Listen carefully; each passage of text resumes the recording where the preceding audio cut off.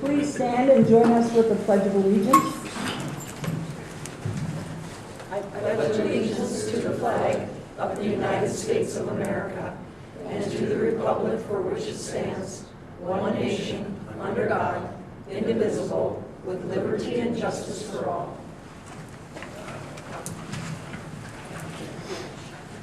Now I'll call this regular school board meeting of Independent School District number 544 to order. Our first item of business is to establish our quorum, so I'll turn to the clerk. Okay. Kirby Anderson. Present. Kelly Graff, Present. Jenny Christensen, Present. Missy Hermes, present, Melanie Cole, Present. Stephen Biggessa. Here. we have a quorum. Thank you. Is there a motion to approve the agenda? So moved. Is there a second? Second. Any discussion on the agenda? All in favor of approving, say aye. Aye. Opposed, say nay. The agenda is approved. I have one resolution on acknowledgements to read. Thank you to Dell Charitable Trust for their donation to Kennedy Secondary School's music department for their upcoming music trip. Will someone offer that resolution and move for its adoption? I'll offer that resolution and move for its adoption. Is there a second? I'll second. All right, I'll take Jen. All right. Any discussion on the resolution? Clerk, will you please take a roll? Yes. Kelly Graff. Yes. Jenny Christensen. Yes. Missy Hermes, yes. Melanie Cole. Yes. Stephen Biggessa. Yes.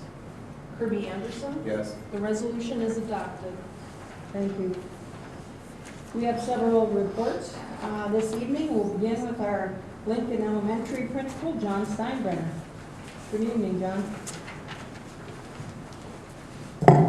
Hi, thanks for having me. I'm going to go ahead and start out with some information about kindergarten and then also talk for a bit about some of our early childhood programming. So on Friday of last week, we had our kindergarten meet and greet at Lincoln School. Special thanks goes out to the PTO for providing our class of 2038 t-shirts. So let that sink in, class of 2038. And a couple PTO members were there also to help with sign up and hand out those t-shirts. Nice event there.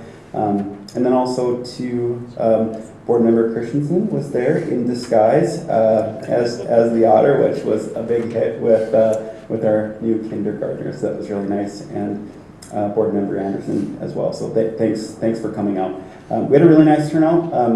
There were about 65 families altogether, but in a lot of cases it was multiple family members who were there, so it felt full during both sessions, and the families really seemed to appreciate the site itself. It served us well. It didn't feel too crowded at all, and the library really handled that presentation. So it was just an altogether nice day, positive experience for all. 65 families. I looked back. I feel like that's in line with last year's attendance, with it being during the middle of the day. When we met here last time, we talked about the meet and greet being during the middle of the day, and if there were any concerns that were expressed by the public. There was one person who reached out and just said, "Eek, is there a way that we could at least offer a session in the evening?" So I think that's something that can be explored moving forward. Okay. Registration outlook for the upcoming year. We currently have 69 students who've pre-registered and 32 who are already fully registered. Again, those registrations, they happen right up until the middle of August, so time will tell, but we're feeling pretty good about just the communication process itself and our ability to reach families and point them in the right direction. And gosh, we just encourage anyone with any questions about kindergarten or registration for Lincoln School just to reach out to us there. This week at kindergarten, all of our classes are taking a special trip to Otter Cove funded by the PTO. So students are really excited about that. We've had Otter Cove on the go come to Lincoln School a few times already this year, but this is one of our outings to the site itself. And each classroom is spending about an hour there on site. And then today also we had a visit from a dental health visit, and that was funded through Partnership for Health. So had a special guest speaker telling us the right way to brush our teeth and of course floss. So that was helpful information to receive. Looking at parent-teacher conferences, we had about 96% parent participation with conferences. So families continue to demonstrate that close connection with the education of their children and that commitment to their child's educational success. Moving on to early childhood, ECFE, we continue to see strong interest in both the recurring classes that are scheduled per week, and then also some of those one-time ECFE offerings. The most recent event was at the Ottertail County Historical Society Museum. We had about 10 to 12 students sign up for that, and they each brought a caring adult with them. So I think it was a pretty busy day and a well-received activity. Tonight there's a collaborative effort between the public library and ECFE, and so there's a story walk at Lincoln School. Upcoming, a fan favorite, Touch a Truck is scheduled for 5/5 at 5:30, and that's at the Ottertail County Fairgrounds. Let's all cross our fingers for nice weather for that Touch a Truck event. As far as Otter Preschool is concerned, I should add on meet and greet, gosh, it was just so nice to see our Otter Preschool families come over, and they were well represented, and it was really, I feel like it was beneficial for those students to just have that event in a place that they were familiar with, and they seemed altogether comfortable. It was nice for me too, because I had the chance to see some friendly and familiar faces and had some already established relationships with their adults. So I think that's just a side benefit, whether that was intentional or not. When we looked at our strategic plan, boy, it's really made a difference for our Otter Preschool kiddos to be able to bridge into kindergarten into the same building. We continue to field calls even up to today about new families moving to the community and curious about preschool options both for this year and next year. Registration for Otter Preschool in the fall is really healthy. It's at this point, it's looking like a strong possibility that we'll have 3 full classrooms of full day programming. So Monday through Thursday, all day. This year we have 2 classrooms of 20, and I have every reason to believe that the 3 classroom of full day is going to play out. There will need to be some restructuring to meet that, but that's really in response to registration and community need. So we're just trying to align our programming with what people are looking for. Had some nice feedback from families and other stakeholders. Reached out asking folks if they could share some perspective. One of the things that came up was folks feel really comfortable reaching out to teachers and staff at Lincoln School. Communication was highlighted as a strength of our building. Location, hours, and cost were raised as areas for review, and that wasn't necessarily an overwhelming negative on Lincoln School, but rather just something to keep in mind. Families are overall pleased with the educational experience, and they feel like their children are engaged in the learning, which was really nice to hear. And primarily, families are looking for opportunities. This was one of the bigger ones. They're just looking for ways to engage at school with their child's learning, and I think that's something that we can all relate to and something that we can consider and improve upon. So I just wanted to share those as updates as we seek feedback from our stakeholders. Thoughts or questions from the group? Is our registration for kindergarten, are we seeing that about average right now, or is it higher right now? Yeah, I think maybe it's a tish earlier that folks are signed up and locked in, which is nice, and I think that's been the intent, is just to have that information a tiny bit early so that we can plan better. It is challenging to say because right now we have around 165 students in kindergarten. That's what I'm looking for and hoping for, and that's my prediction. It's just a matter of when we'll be able to lock those students in, and that happened last year as late as June, July, early August. So time will tell. Any other questions for Principal Steinbrenner? Maybe not just a question, but a comment. You did a really nice job, John. I watched most of both sessions and visited with staff, and I think when I visited some of the parents, some of them didn't actually register that day. Looks like they were shopping a little bit to see what we had to offer, so I think it was a real advantage for us to have that at the Lincoln School this year, so they can see what the kids will have available to them, and I think some of them decided that day to go ahead and register. Thank you. Thank you. Okay, if there's nothing else, thank you, folks. Thank you. Next, we'll hear from Scott Colbeck, our elementary principal at McKinley and Adams. Good evening, Scott. Good evening. So you heard Mr. Steinbrenner talk a little bit about parent-teacher conferences. We had a really good turnout at McKinley and Adams schools, like we always do. We really have good turnouts in the younger grades.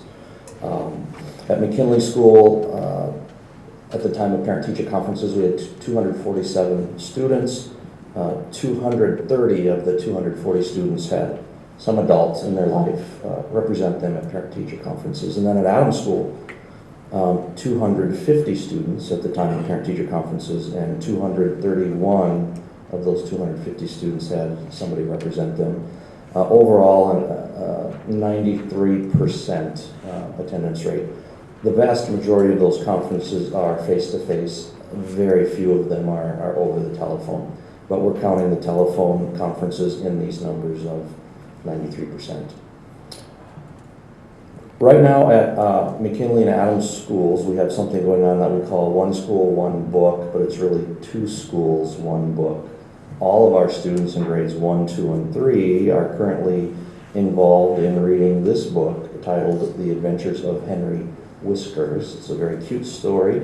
If you look on the inside cover, there's a sticker that says this book was a gift to you from our Otter PTO.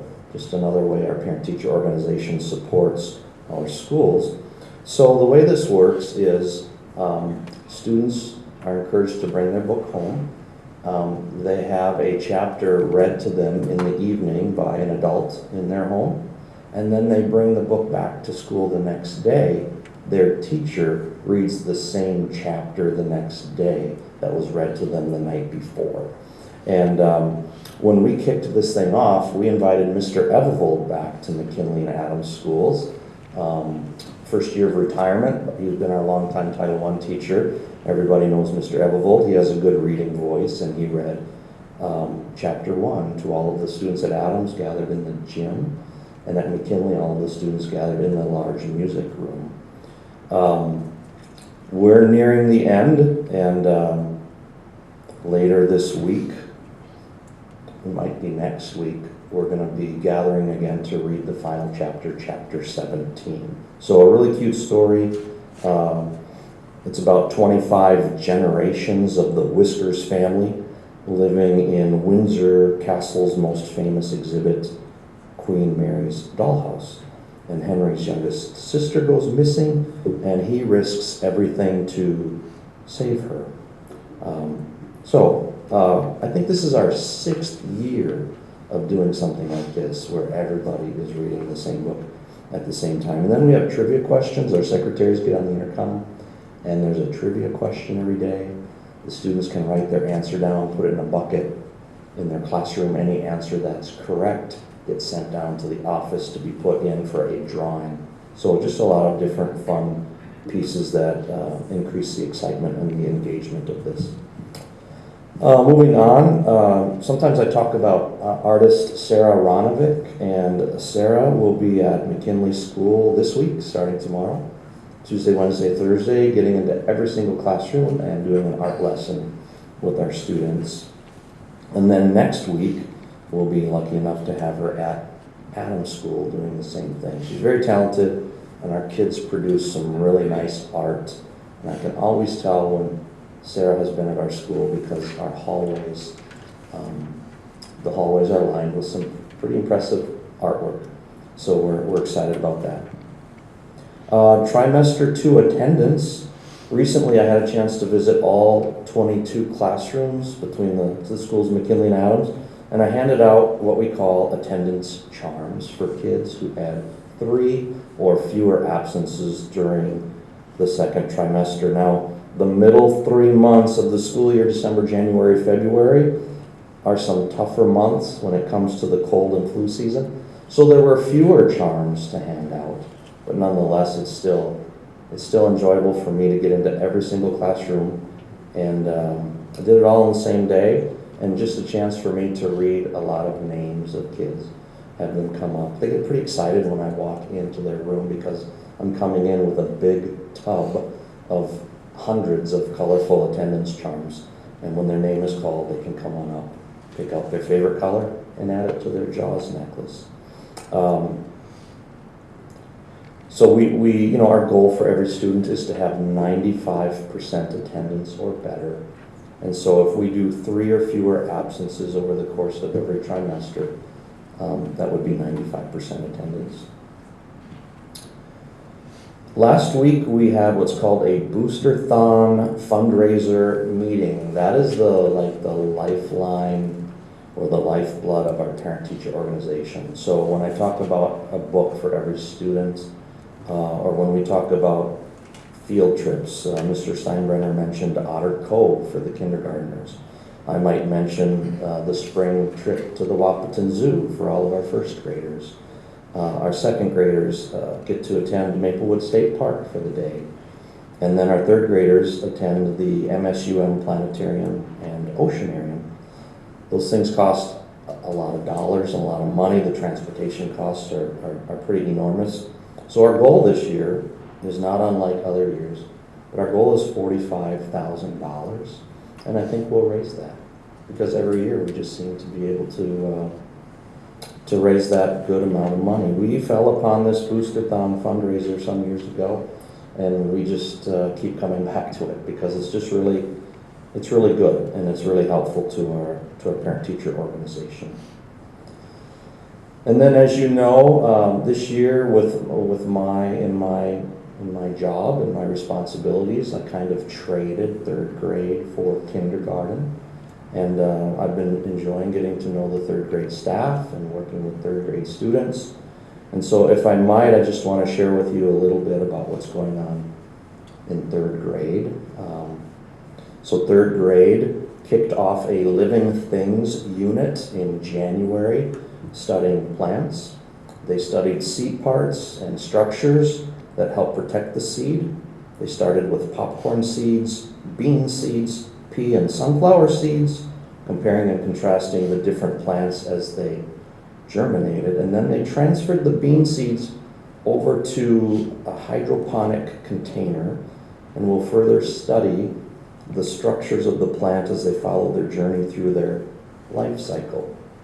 And then, in early February, crayfish, real, live, living crayfish, about 20 of them per third grade classroom arrived. And third graders have been studying how crayfish use their structures to survive in their aquatic environment.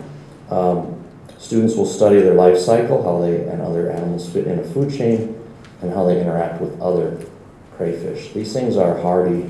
They've lived and lasted a long time. I didn't know this, but they're considered an invasive species, so we can't send them home with our students, and we can't release them into the environment. Third graders also took a trip to Prairie Wetlands Learning Center in January to study animal tracks. They headed out in the field to look for evidence of animals and did a stamping activity inside, looking at the track patterns. They also took a trip to the prairie in February with the theme Under the Ice and Snow. They drilled through the ice and talked about the animals that live under the ice. They also learned how animals tunnel through the snow to stay warm and safe from predators. Lastly, all of third grade recently took a trip to the bowling alley on Valentine's Day. I don't know how recent that is. It was a while ago. But they had some fun with their classmates. That was an annual tradition started at Cleveland some years ago, and we wanted that to continue when our third graders were between the buildings of McKinley and Adams. So just a little bit deeper into the weeds with some things that are going on in third grade. One of the things I've learned this year is you can actually reason. You can reason with an unruly third grader a lot easier than you can reason with an unruly 5 or 6 year old in kindergarten. That's really interesting how that works. So I'm sure Mr. Steinbrenner is brushing up on those skills that I just really struggled with even after 19 years. So that's my report for tonight. I have time to answer some questions. Does anyone have any questions for Principal Colbeck? All right, Okay, thank you. thank you. Next, we'll hear from Cindy Ron, our elementary principal at Cleveland. Good evening, Cindy. Nice to see you. Feels like it's been a long time since we've been here reporting, so I wasn't certain where to start this report, but I'm going to jump way back to the beginning of February, because I think the last time I was here, I was just beginning to share with you we were going to meet the character Jack Rankin in the book, our One School, One Book that we read at Cleveland called The Janitor's Boy. And it was a delightful story. Jack is a 5th grade boy, so our students at Cleveland were able to relate to him. But in brief, Jack was embarrassed, is a boy who's embarrassed about his father's job. His father's the school janitor. And classmates kind of tormented him about this, but during the first chapter of this book, Jack takes on a little project. He's very kind of a misguided attempt to get back at his dad, and Jack chews a lot of bubble gum, and he sticks it in a plastic baggie with some warm water in it. He keeps it in his pocket during the day, and he keeps chewing and adding to this plastic baggie. And it was really grotesque to read this out loud to the whole student body at Cleveland. But eventually we learned that Jack has masterminded a plan to take this enormous amount of bubble gum, and he vandalizes a student desk with this bubble gum, knowing who's going to find that mess. Well, long story short, Jack is caught and ends up being assigned some after-school detention doing custodial duties, and he ends up cleaning up his own mess that he made. But during his days of after-school detention, Jack really explores different parts of the school that he wasn't aware of, and learns a little bit more about the history of the school and the important work that his dad does, and some of the ways that his dad and other school members reached out and supported other people in the community as they were maybe coming to the community.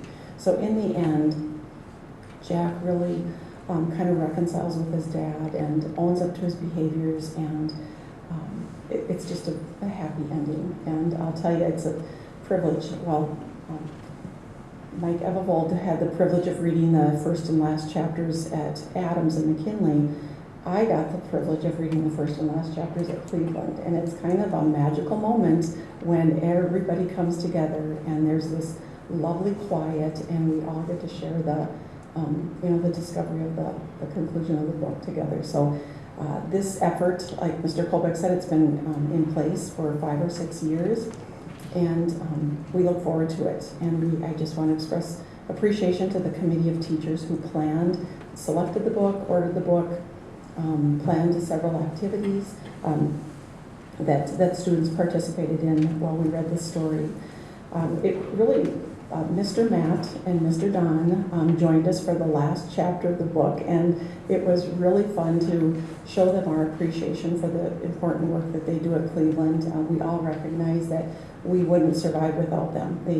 They're Johnny on the spot and do all sorts of things, drippy ceilings, accidents here, spilled milk there. They are just on top of everything, and no job is too big or too small for them. So it was a great way for all of us at one time with them present to show them our appreciation. And then students also had an opportunity to sign up for some small amounts of time to work alongside of Mr. Matt during the day. Whether it was getting to use the big brooms and sweep the hallway, or use a tennis ball to get the black scuff marks from our boots and black-heeled shoes off the floor. Different jobs that the kids found to be intriguing and was just a way for them to pitch into. So all in all, it was just an outstanding One School, One Book experience. And then we too had conferences on March 3rd and 6th. And we were able to conference with 339 of the 360 families that were attending at that time. And so we had a 94% participation of all of our families. So again, it's always exciting to be able to report that percentage of involvement to you.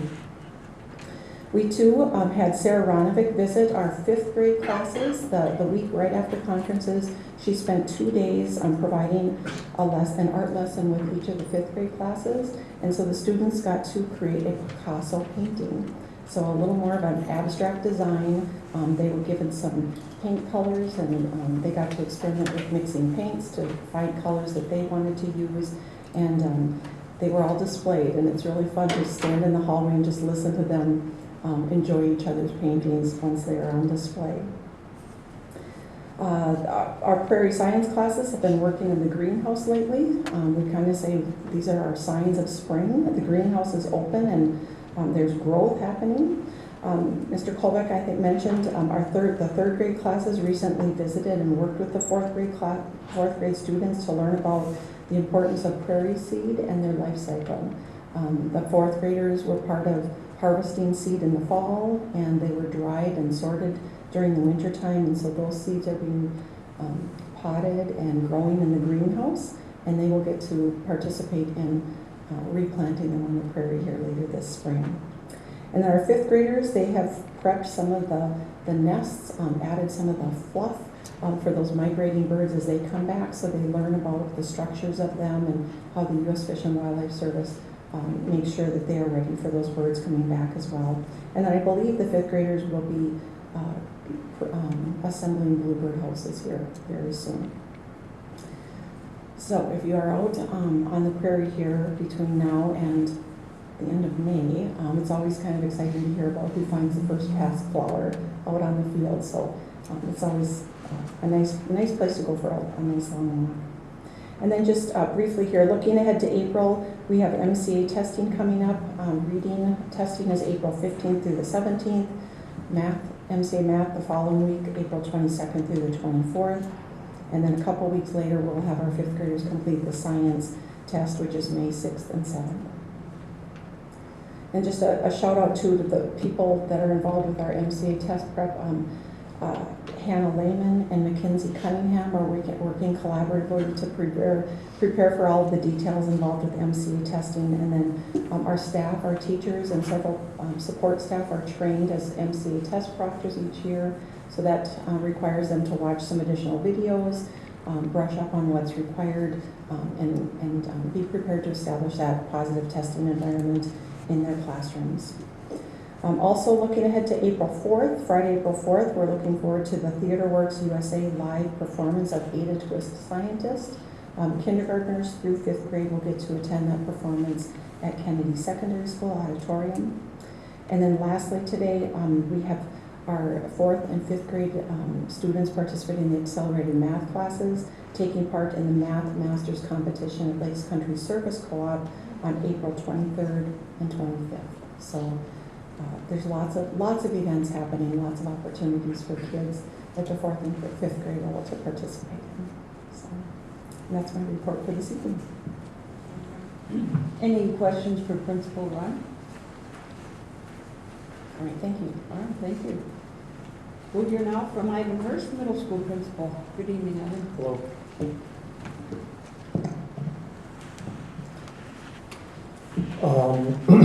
We also had our parent-teacher conferences on March 3rd and 6th, and our numbers are in line with what they've been in the past. 6th grade was at 92%, which fits in with that elementary model. 7th grade 71%, and then 8th grade at 56%.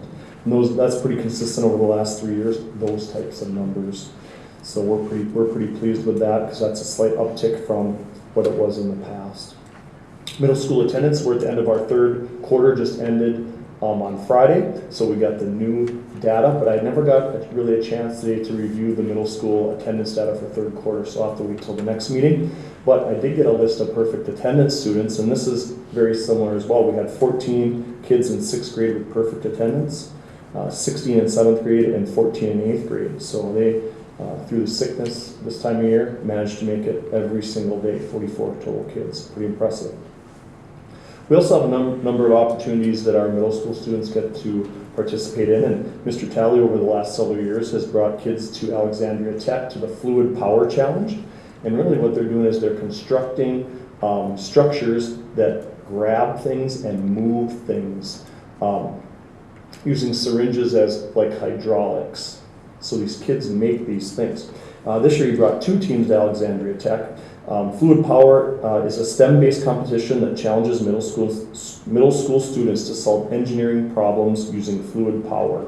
Water.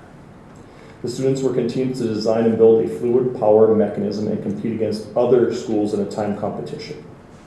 We had 2 teams.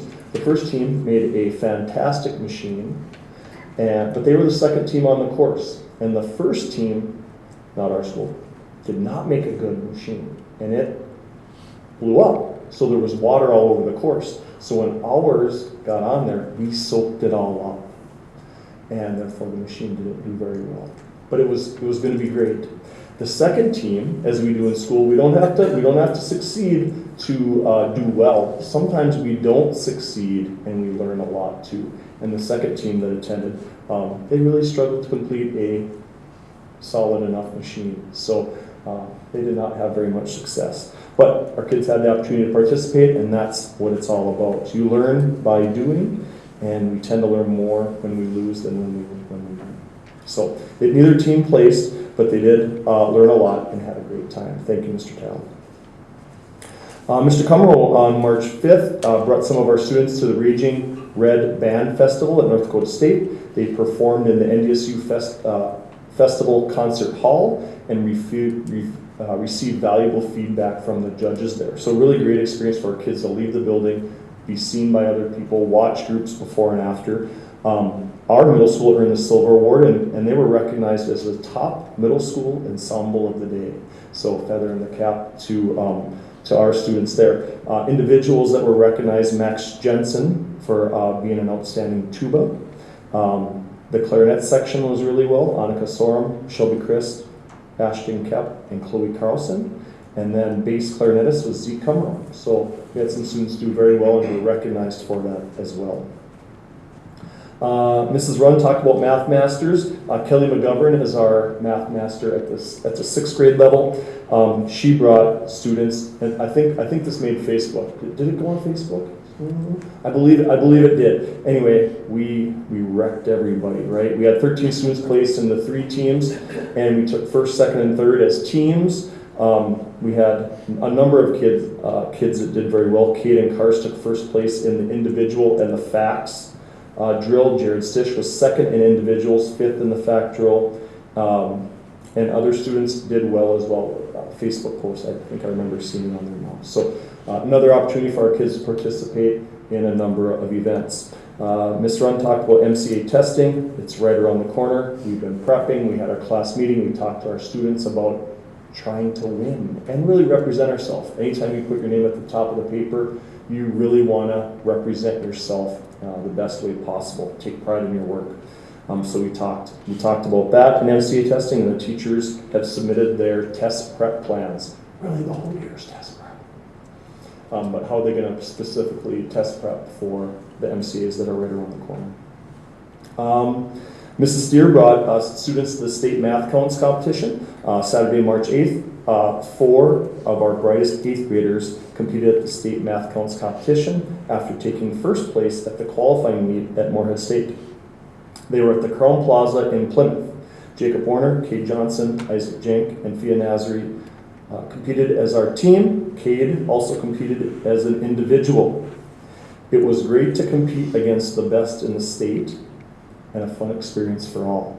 They didn't place. But that tells you how talented they are, because they got first place in our region and then did not place down there. So a great opportunity. Thank you for Mrs. Steer for, that's a Saturday down in the cities, so that's a big deal. Appreciate that. The last piece, last year we started a Spirit Week in the middle school where really we're going to do dress-up days. Mr. Johnson said we should combine that with our middle school pet fest that we did last year. We did a pet fest just because they're fun. we can do things just for fun, right? So I'll write down exactly what I wrote instead of just making it up. Again, this year, Mr. Johnson, student council are planning a spirit week. They're currently determining what dress-up days they're going to have. But next Wednesday, April 2nd, will be our second annual Pet Fest, just for fun. I suspect I'll do something semi-silly there if you want to watch. So we're going to have the 5 dress-up days. We will have the Pet Fest on Wednesday in the morning, and then we'll have the middle school dance April 4th from 7 p.m. to 9 p.m. I know, I was waiting for it. You were the only one. 7th grade dance from April 4th, 7 to 9 p.m., and that's just for Fergus Falls Public School students in grades 7 and 8. So no out-of-town guests, no share time students. There are students, so you're welcome to come, but that's how we handle that. That's all I have. Any questions for Principal Hurst? Thank you. Thanks. Next, we'll hear from Mark Anderson, high school IQ and ALC principal. We don't want to forget any of them. No. All right, Jeff, I left all the presentation to you this time, so the pictures are all yours. I knew you have them, so ours is short this week, or this month. The ALC, we have 25 students here this week going to Alexandria Technical College, so it's part of our YST. We're able to send them over, get opportunities like we have for our high school students that are up at Kennedy, and offers them the opportunity to look what opportunities are out there for 2- and 4-year colleges, along with what a career might look like, because you don't have to go to college. There might be opportunities for certificates or apprenticeships, so that's all part of that piece. Mr. Hill, our work-based learning teacher, is going to take them, so he's really done a nice job partnering down with the ALC to get the kids to be part of our YST grant, along with work-based learning and getting out and seeing opportunities outside of Fergus Falls. The ALC's current enrollment is 85 kids. Right now we're down. We have 4 who have left, and we have a few that we'll talk about tomorrow as a possibility of a transfer over that direction. And we have 31 seniors. So at this time of the year, if you're a senior at the ALC, you are working really hard to get to graduation on the 29th. Some of them are covering number of credits, have worked really, really hard. One young lady last week was coming up to foods class, but now is back down at the ALC this trimester and is all caught up. She's on track and taking deep breaths, so it's nice to see that her growth and her time in the last 2.5 years down at the ALC has really developed her into a really school-minded student and really put herself in a place where she's ready for life after she graduates from the ALC. After school Otter Adventures wraps up in April. Carrie has already sent emails about summer school, what classrooms we're going to be in for Otter Adventures and the summer school up at the high school at KSS. So she's looking forward to that opportunity, and also looking forward to getting the counselors at the high school to get credit recovery kids signed up and there and get back on track as much as possible before they start their next school year. IQ Academy, enrollment went up again. They have 1,061 students. So elementary is at 266, middle school is at 251, and the high school is at 544. MCA testing starts this week, so Ryan's off driving around the state of Minnesota with some of his staff members, testing both for EL and for the MCA. So he's down in the cities this Monday and Tuesday, and so he'll be taking care of some of the testing then. Q4 begins April 1st, and enrollment closes at the end of Q3. So when Q3 is officially over, we won't be taking any more kids in for IQ because there's not much time left. And when you come in late, you end up having to make up a lot, and that's a lot to ask of not just a student, but it's a lot to ask of a staff member also. And you guys know how many kids come in and out for us. It just doesn't work very well. At the high school, a couple of things. Attendance update will happen in April. And like I said, many of the things that I had was going to put in here, I figured Jeff would have in his presentation, some of the activities and some of the Math Masters and Knowledge Bowl that went on. Our senior class did have a class meeting with Mr. Tilke and I. We kind of went over some expectations and some important dates for them and things they should be expecting and planning for as they get ready for graduation and prom. As you can see, I think we have 6 young men from Mr. Solin's American Local Government class. They've been asked to go to school board meetings, city council meetings. Are there any other meetings you get to go to? That's it. We're going to the state capitol. They're going to the state capitol on Wednesday, so they get to see Mr. Rasmussen and Mr. Mr. Backer they're going to speak to, so they get to go down and see what legislation looks like when they're down there. So we're excited about that. Mr. Solon was excited for that also. I know they're also going to go visit with Judge Judd at the courthouse here sometime this spring, so I hope they look forward to that opportunity, just local piece. We are finished with registration. Numbers are done, so we're going to be getting that information out to teachers and start working with them on what courses and things they'll be working or teaching next year as we begin planning already before next school year, even though we don't end this year until May. We had our meeting with the PSEO and concurrent enrollment parents. We had about 40, 45 parents with students coming to attend. So we had some good conversations, great questions were asked. We let them know that we are giving the hybrid blended learning flex office hours an opportunity this trimester. How's it going? Amazing. What I'm hearing is we've had all of our students in attendance and or have done attendance on the days they're in office hours except for one. That young lady ended up being sick, so it wasn't an unexcused absence or anything. She just wasn't feeling well.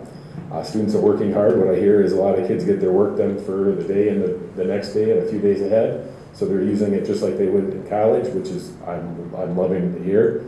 So it makes me excited about the possibilities for this next year. One of the big things we're working on now, we'll start having a meeting with our juniors on two topics. One is mentorship for 9th grade honor time next year. Let them know that they can apply to be a mentor for next year, along with some of the current juniors who will be seniors to combine to go into junior honor times about 6 to 8 times and just do activities to get to know them and help support them in their transition into the high school. One of the other things we're also looking at in that opportunity is our 10th through 12th grade next year will meet with us and talk about the opportunity to be peer mentor in both the academic and the peer counseling with the student support classroom, which will be moving to a different class space this next year. And we're excited about it. It's something the kids actually talked about last year, and our counselors will do the training and opportunities for kids on what the expectations and when students should go to adults moving forward with certain mental health things that come up. We also are going to take a trip to Buffalo High School. Myself and 8 other staff members are going. We've invited Superintendent Drake, so we're hoping that all of us are going to be able to make it in attendance that day. Mr. Mischke and I have been communicating back and forth for quite a bit this year. They're on a similar type of school. They're a little bigger than us, have very similar type of programming going on. We just thought it'd be a great opportunity to go down and see what they're doing. Some of the things that we'll be talking about are best practices around instructional strategies in the classroom, some of the PLC work that they're doing compared to us. One of our goals would be that we could connect with them virtually in the future on PLCs throughout the school year to continue the collaboration with each other. And we'll also talk about things they're focusing on in their school and how they connect with the things we're doing. Our staff will get a tour and get to see a classroom instruction in their content area. And they'll also get opportunities to meet one-on-one with that teacher and talk about things that are happening in the classroom and things that they're doing in Buffalo and seeing what we're doing here in Fergus Falls. And we'll do a Q&A at the end, and then we'll get back in the van and come back. I will be making breakfast that morning for them, so they'll be eating some pastries on their way down to Buffalo.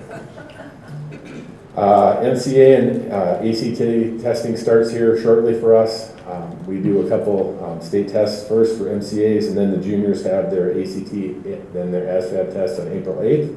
Seniors will not have school that day, and when juniors are finished, they won't go back to class because all the seniors that have them in class won't be there anyway, so we'll just let them go, which will be about 1:30 in the afternoon, so they won't be back in attendance either. And we do have a few kids who have exempted themselves from, not themselves, their parents have exempted them from that assessment. They'll be offered the opportunity to be in school if they want, but they won't have to attend that day because there won't be class for them to have new instruction, but they can get support if they want, and the teachers will be there to support them. And that's all I have. Any questions? I just had one thing. I think 3 of us, or 2 or 3 of us, are going to be at your class with Mr. Solon. Was it May 7th? Jenny, Steve, and I. So 3rd period, right? Yeah. Yep. Okay. May 7th. So we'll be on a panel working right in the classroom with you guys. So look forward to that. Any other questions for Principal Anderson? All right, thank you. Thank you. We will have a board report from Superintendent Jeff Drake for the benefit of the board. Good evening. Good evening. First, thank you to the kindergarten staff for the open house for our incoming class of 2038. So appreciate all the creativity and hard work that went into making that a very special experience for our incoming kindergarten class, but also for their families. So again, thank you for the creativity and the extra efforts involved with that. I have a number of, as Principal Anderson alluded to, a number of student recognitions tonight, really the highlights of our work on behalf of our students.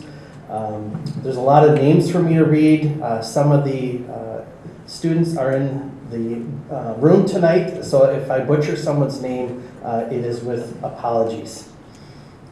First, I want to just talk about speech. And so congratulations to the new CLC champion in poetry, Lucy Mickelson. And also we had Emma Feigum, who was 5th place in creative expression, and she was all conference. Principal Hurst already referenced this one and went through all the students recognized, but again, congratulations to our chamber wins on their performance and recognition, and to the outstanding individuals recognized as part of that event as well. Otterbots, if you ever get a chance to watch the Otterbots perform, I highly recommend it. Each year I get invited to a little demo down here at Roosevelt. The work these students do is absolutely amazing, but they had a competition up at the Alaris Center in Grand Forks, and once again really did a phenomenal job.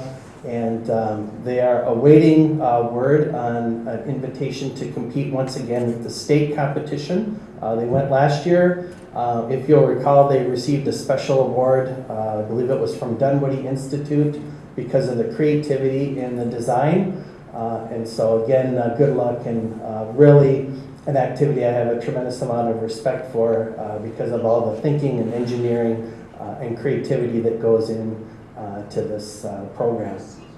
And huge thanks to the folks that volunteer their time to support it, namely Ottertail Power is a huge contributor to the success of this program. The Knowledge Bowl team, we sent 2 teams to the section or regional finals in the large school division. There were 6 teams total.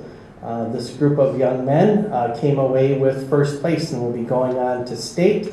If I remember right, they leave, April 10th through 11th, Cragun's Resort.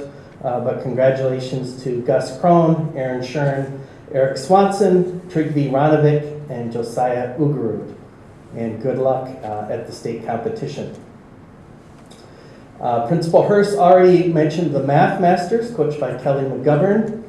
And so they swept the top 3 places for team competition. We had 5, including the first 3 places out of the top 10 and 5 out of the top 10. So just an amazing performance by these young folks in math.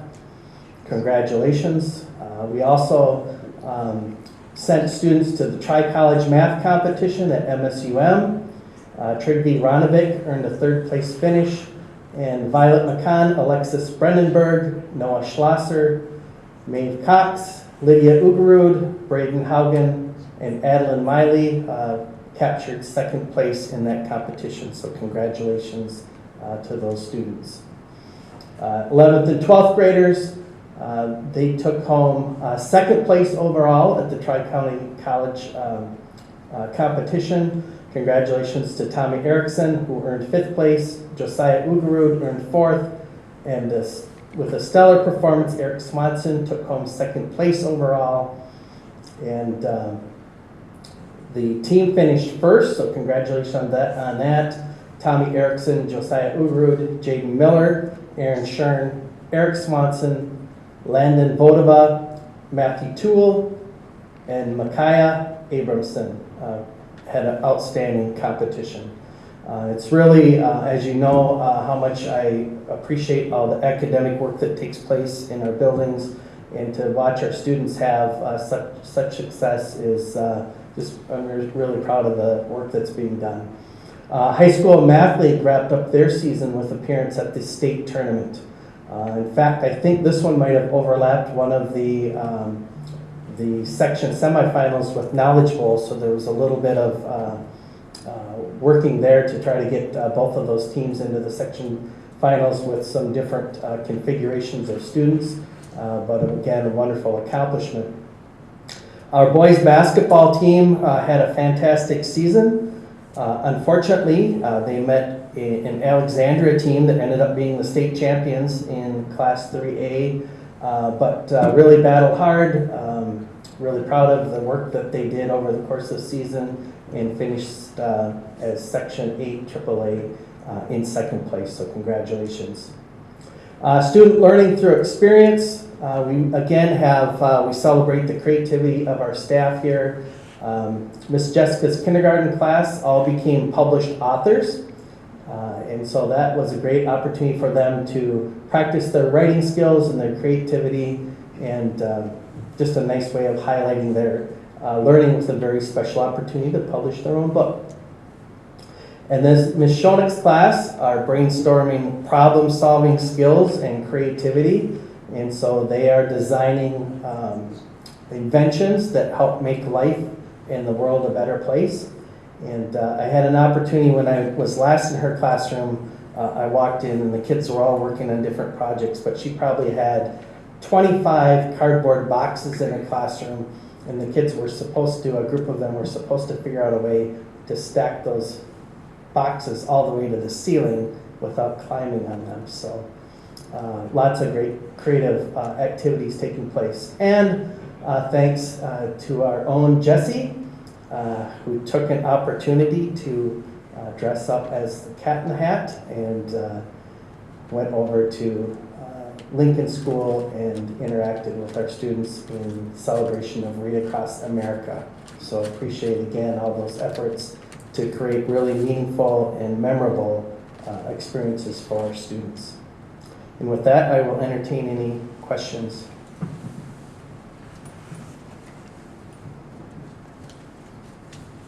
Any questions at all? I will address that. Yes, the otter costume is incredibly hot.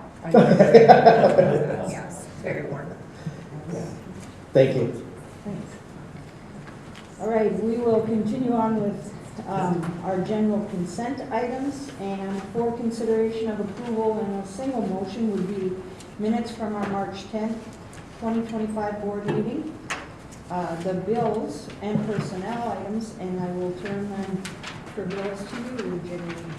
All right, so this time around, our invoices came at 1.2 million. Most of them coming out of the general fund. Something that might be interesting to everybody is to see that only a whopping $690 came out of construction, and that's it. We are winding down on the Lincoln project and invoices coming out of that. Renee did mention that we may begin to start possibly charging other invoices to the construction fund, like the water main break. We just have to make sure that those invoices meet the criteria of the buckets for the money that is in the construction fund. Also wanted to mention that we are going to be seeing increase of invoices for IQ as that enrollment continues to grow. Fees for activities are starting to go down a little bit with like gymnastics, speech, and basketball, but we are seeing charges for baseball and tennis roll in. There was $2,100 for jerseys for the fishing team, but that will be reimbursed from activities. We did see around $6,000 for bleacher repairs. There are more quotes coming in for continuing bleacher repairs, I believe in the maroon gym, so we'll have to keep an eye out for that. Also of note was $124,000 in PSEO invoices, and we are hoping to possibly see those start to be reduced with the hybrid teaching that we were doing with college and classroom and the PSEO in the high school. We saw some invoices for the American Indian Studies. There was also about $5,000 for new helmets for the football team, and we spoke a little bit in the meeting about maybe looking for ways to donate or auction off the old helmets if there are options. I know Riddell, who we purchased the helmets from, do have like a donation program where different programs in need can apply for donations of helmets. So maybe that's just a way to try to maybe recoup costs on that if that's possible. I know that there are hoops to jump through for that. Also looking at snow removal, some building repairs. I did want to make a note that we might want to start keeping a close eye on building repairs because I noticed that the governor's budget came in with a reduction on long-term facility management budgets across the state. So it's just something for us to just keep at the top of our mind. There also were some invoices from law firms to kind of tidy up our grievances processes that we had been going through. And then another thing of note that there was KSS fundraising for a group to go to Valley Fair. And that's about it for this. Okay. For the personnel items, we have several things. We have a certified staff retirement. Cindy Appert, business teacher, is going to retire effective March 17th, so that's happened. We'll have a resolution on that in a little bit here. Certified resignations, Megan Kramer, a special ed teacher, Riley Schumacher, first grade teacher, and Sierra Walls, an IQ social study teachers. They're all retiring. Certified staff hires, Heather Schroeder, an IQ art teacher, just adjustment to her contract for the adjustment in the enrollment. And then support staff hire, Caleb Kozak, seasonal summer grounds worker, beginning in June. So, is there a motion to approve the general consent items? I'll make that motion. Okay, and a second? Second. Any discussion on these items? Did you say they're hiring or did you say resignation? I don't know. Or maybe right.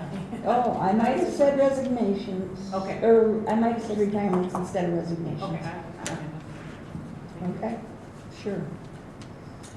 All right, any other comments or discussion? All in favor of approving the